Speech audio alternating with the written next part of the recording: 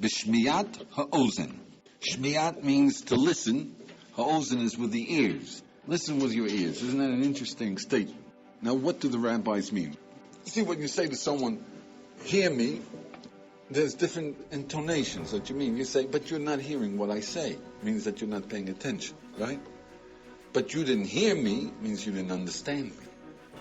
Now, you hear me when your mother is telling it to you. Now, you shut the door, or else she's going to come down with a bulldozer. You obey me, is hear me. So whenever you hear in Torah a word like Shema, hear, O Israel, it means complete. Focus, pay attention, listen, understand, assimilate it, and put it into action. Now, why does it say Shmiya Ta'ozen? Listen with your ears. The rabbis say, wait, before you take all the steps, listen with your ears. First know what you're talking about.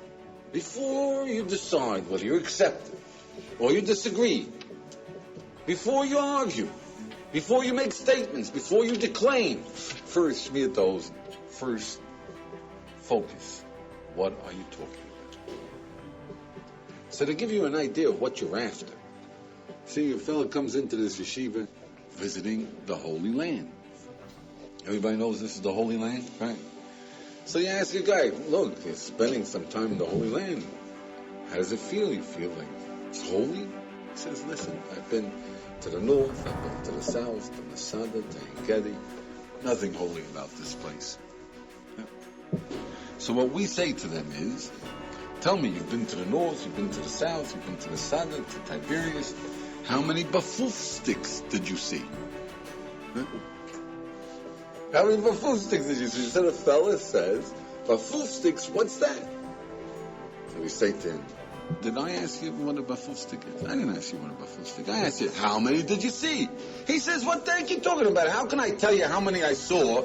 I don't know what you're talking about. I don't know what a bafuf stick is.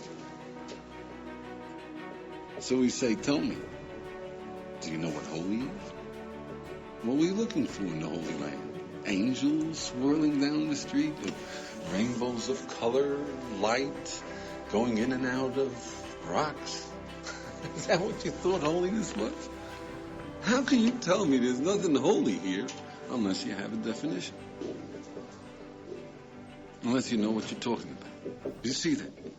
And yet people will talk. There is holy, not holy, I got free will, I don't have free will, and they don't bother with definitions, with knowing what they're talking about. Okay, so how do we go about it? So number one is, of course, you've got to first pay attention. You've got to focus on what's being said, on what the issues are. You can argue about holy or about bafuf sticks or about... First, you got to focus what is being said. What is somebody telling you?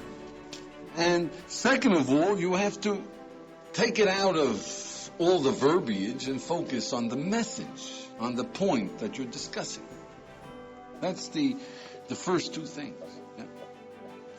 But then, if you try to focus on what people are saying and whether you're listening or not, and whether you have the message, and whether you understand what they're talking about, you'll find that it's a struggle to do this unless you have a tool, and a very handy tool, a one-word tool.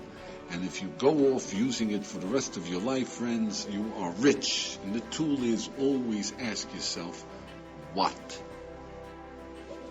What is bafuf sticks? What do you mean? Define. What? Just ask that one word, what?